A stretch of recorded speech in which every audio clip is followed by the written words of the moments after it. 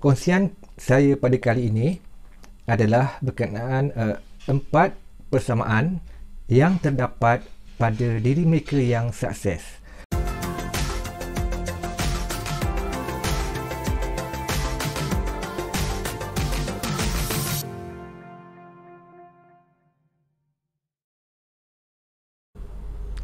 Hello semua.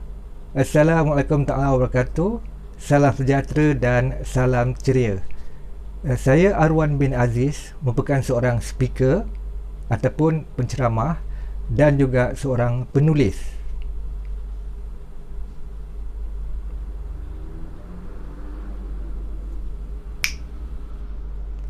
Maaf, nama lambat keluar. Okey, sekarang kita pergi ke satu perbincangan yang lebih serius. Perkongsian saya pada kali ini adalah berkenaan 4 persamaan yang terdapat pada diri mereka yang sukses. Persamaan-persamaan ini saya temui berdasarkan pembacaan dari kisah mereka dan siapakah mereka itu.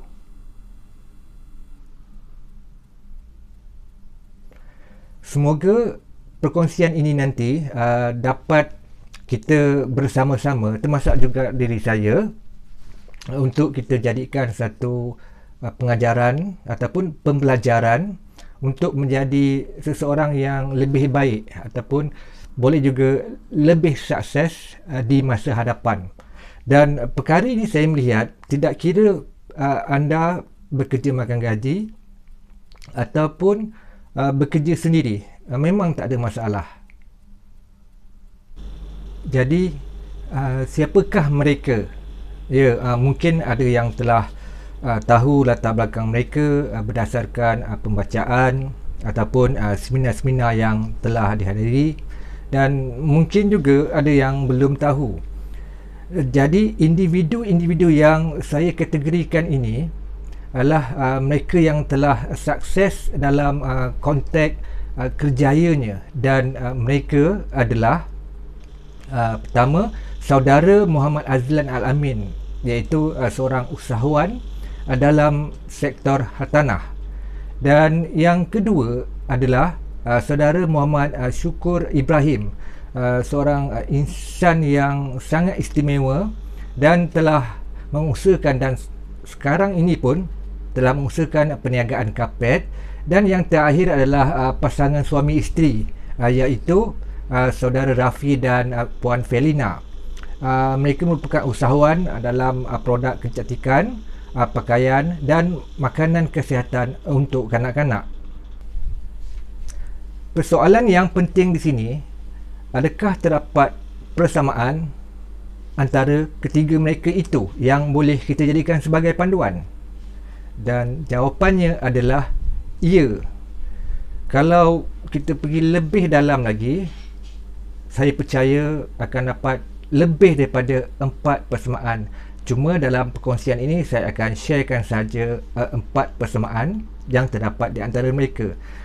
Persamaan yang pertama adalah mereka bermula dari kepayahan. Saya ulang balik, mereka bermula dari kepayahan, dan apa yang berlaku itu adalah hakikat sebenar yang mereka sendiri telah alami.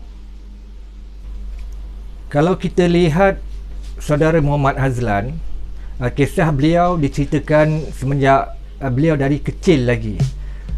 Beliau mempunyai bilangan adik-beradik yang ramai dan menghadapi masalah biasanya ketika buka sesi persekolahan, yang mana menghadapi cabaran dalam nak bayar yuran sekolah, dan semasa di sekolah pun bagaimana nak belanja waktu rehat. Dan beliau juga sering dipinggirkan ataupun diejek oleh rakan-rakan kerana tahap kemiskinan beliau pada ketika itu. Dan selepas tamat tingkatan 5 ataupun selepas habis SPM, beliau pernah bekerja sebagai seorang pengutip sampah. Yes, beliau pernah bekerja sebagai seorang pengutip sampah. Dan seterusnya kalau kita lihat saudara Syukur pula, sudah tentu kita tahu dari aspek fizikalnya. Contoh kepayahan yang beliau sendiri alami adalah dari kecil sehingga sekarang. Cuma dalam konteks pembacaan, saya nak highlight di sini. Salah satu contohnya adalah ketika beliau belajar di UKM, di Universiti Kebangsaan Malaysia. Bila kelas habis, terutamanya bila kelas yang lewat, bas yang menghantar ataupun mengambil pelajar pulang ke kolej telah tamat waktu perkhidmatannya. Jadi saudara Syukur perlu berjalan kaki balik ke kolej, dan berjalan kaki itu bagi kita mungkin tak ada masalah, mungkin biasa. Cuma bagi beliau, berjalan kaki itu merupakan satu perkara yang amat sekali payah ataupun sukar ataupun susah bagi diri beliau kerana keadaan fizikalnya begitu. Manakala pasangan suami isteri, saudara Rafi dan Puan Felina, kisah mereka diceritakan bermula dari peringkat pertunangan, perkahwinan dan seterusnya sehingga mereka sukses dalam bidang yang mereka ceburi. Sewaktu mereka hendak berumah tangga ataupun untuk berkahwin, masing-masing memang telah ada bisnes, cuma perniagaan mereka waktu itu belum stabil lagi. Contoh, saudara Rafi mengusahakan perniagaan fotografi. Ketika hendak melangsungkan perkahwinan, Rafi terpaksa menjual kamera Canon 5D-nya semata-mata untuk support perkahwinan ataupun majlis yang telah mereka rancang. Dan selepas berkahwin, Rafi terpaksa membuat pelbagai kerja. Contohnya seperti menjadi runner untuk ke Puspakom dan JPJ, dan pernah juga mengutip sampah ataupun kerja-kerja pembersihan di sungai. Sekarang kita telah lihat persamaan yang pertama, iaitu semua dari mereka bermula dari kepayahan. Dan saya ulang sekali lagi, dan itu adalah hakikat. Seterusnya kita pergi kepada persamaan kita yang kedua. Persamaan kita yang kedua adalah mempunyai impian. Semua dari mereka mempunyai impian, dan mari kita lihat apakah impian mereka sebelum mereka menjadi sukses. Kalau kita tengok balik, contoh saudara Muhammad Azlan mempunyai impian, ataupun beliau mempunyai impian untuk mengubah hidup keluarga dari yang susah ataupun dari kemiskinan kepada yang lebih senang. Dan lebih kuat impian itu ketika beliau melihat air muka ibunya ketika ibunya membasuh uniform ataupun pakaian beliau sebagai pengangkut sampah. Di waktu itu ulat sampah keluar daripada bajunya. Bermula dari saat itu, saudara Azlan telah menetapkan impian. Dia tidak mahu melihat ibunya sedih, ibunya susah, dan impiannya itulah yang terus memacu diri beliau hingga sekarang. Seterusnya, kalau kita lihat balik ataupun contoh insan yang sukses, insan yang kedua ini adalah saudara Muhammad Syukur.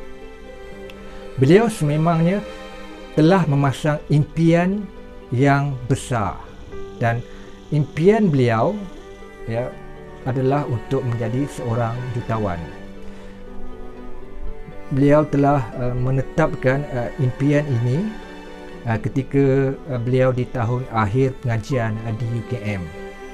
Dan biasanya dulu impian dia kecil-kecil sahaja, tapi di waktu tahun akhir pengajian, beliau telah menetapkan impian untuk menjadi seorang jutawan. Seterusnya, insan yang hebat adalah saudara Rafi dan Puan Fahlina. Rafi pernah berkata, apa agaknya kami akan jadi kalau tak berani mulakan dan tak terus belajar harungi dunia perniagaan. Okey, di situ beliau telah memasang impiannya, yang mana sebelum itu tiada pekerjaan, jobless dan buat bermacam-macam lagi kerja sampingan.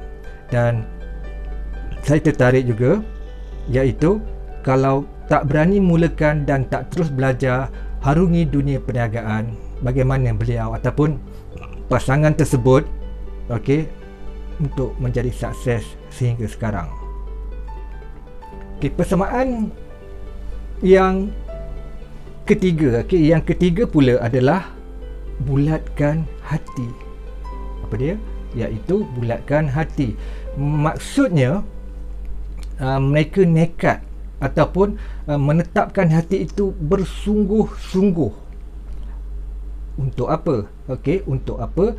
Untuk berubah ataupun untuk menjadi yang lebih baik di masa hadapan. Bulatkan hati. Kalau kita lihat saudara Muhammad Azlan, selepas insiden projek jagungnya musnah, beliau nekat untuk keluar dari rumah, hanya berbekalkan ringgit Malaysia RM1.30. Dengan hanya RM1.30 dan sebuah motor buruk pada malam hari, beliau nekat keluar dari rumah untuk membawa satu perubahan kepada diri dan keluarga beliau, dan keluar pada waktu malam, hanya tidur di wakaf, bertemankan cekerit dan unggas sahaja. Memang betul nekat, saudara Muhammad Azlan. Dan kedua, Syukur. Kalau kita lihat saudara Syukur, beliau mempunyai dua orang rakan kongsi. Dalam bisnes kapetnya, beliau mempunyai dua orang rakan kongsi, termasuk dengan beliau adalah tiga orang. Pada waktu itu bisnes kapetnya dia biasa-biasa sahaja, dan cash flow ataupun aliran tunai tidak berapa cantik. Jadi nak dijadikan cerita, dua orang rakan kongsinya telah tarik diri atas sebab-sebab yang tertentu, dan tinggallah Syukur seorang diri. Sama ada Syukur hendak meneruskan perniagaan kapet ataupun terus tutup bisnesnya. Dan pada waktu itulah beliau nekat, beliau bulatkan hati untuk mengusahakan perniagaan kapetnya, walaupun pada permulaan beliau seorang diri dengan keadaan fizikal beliau begitu. Dan bagi saudara Rafi pula dan Puan Fahlina, mereka nekat untuk membuat produk sendiri. Sebelum ini beliau hanya menjual produk orang, mengambil komisen, dan kali ini mereka nekat untuk buat produk sendiri dan jual serta pasarkannya. Dan alhamdulillah, produk berkaitan dengan slimming produk telah berjaya membuat mereka sukses. Mereka nekat di sini untuk laburkan 80% daripada simpanan mereka. Dan apa kata mereka? Kalau meletup, kita teruskan. Kalau rugi, kita mula semula. Jadi yang ketiga, kesimpulannya, kesemua mereka nekat dan bulatkan hati untuk buat sesuatu. Persamaan yang keempat, persamaan yang keempat pula adalah naik dan jatuh. Maksudnya perniagaan yang sedang mereka jalankan, sedang mereka lakukan, berada di tahap sedang mendaki secara perlahan-lahan, okey, dan sedang mendaki perniagaan tersebut tiba-tiba jatuh, okey, jatuh. Dan itulah persamaan ataupun semua mereka alami perkara ini, okey. Sedang perniagaan mereka naik, tiba-tiba jatuh. Jadi contoh dia macam di sini. Kalau kita lihat saudara Muhammad Azlan, okey, beliau mula naik dengan mengambil komisen menjual harta tanah. Itu dengan boleh dikatakan bekerja dengan cikgu dia, dan beliau pada waktu itu, ketika itu berjaya membuat jualan yang tinggi. Dan seterusnya, okey, beliau mengambil keputusan untuk set up ataupun membuka company-nya di sini. Di sini yang bermulanya cabaran iaitu naik dan jatuh. Pada mulanya perniagaan syarikat beliau baik, walau bagaimanapun selepas itu jatuh, dan beliau kerugian dan ditipu hampir ratusan ribu ringgit. Okay, ratusan ribu ringgit. Seterusnya, saudara Syukur pula, okay, sedang perniagaan kapetnya naik perlahan-lahan, okay, beliau juga jatuh, okay, beliau juga jatuh dalam kisah kapet kuning. Okay, modalnya, okay, beliau habis dilaburkan pada kapet kuning, sedangkan modal itu betul-betul tight, yang mana modal itu beliau berjimat cemat, sanggup ikat perut, dan tidak beli baju baru kerana untuk menyimpan modal. Dan perkara ini membuatkan seolah-olah Muhammad Syukur terkena satu tumbukan KO pada beliau. Dan kita lihat seterusnya, okey, saudara Rafi pula, produk slimming pernah juga jatuh, salesnya juga sendu. Mereka telah labur, okey, telah labur lagi untuk tujuan marketing, pengiklanan, tapi hasilnya tidak memberansangkan. Jadi ketiga-tiga mereka itu pada peringkat permulaan, okey, pernah naik dan jatuh, dan akhirnya terus naik. Ulang semula, okey, 4 persamaan yang ada di antara mereka yang sukses, okey, adalah bermula dari kepayahan, yang pertama, yang kedua mempunyai impian, dan yang ketiga bulatkan hati, dan yang terakhir adalah naik dan jatuh.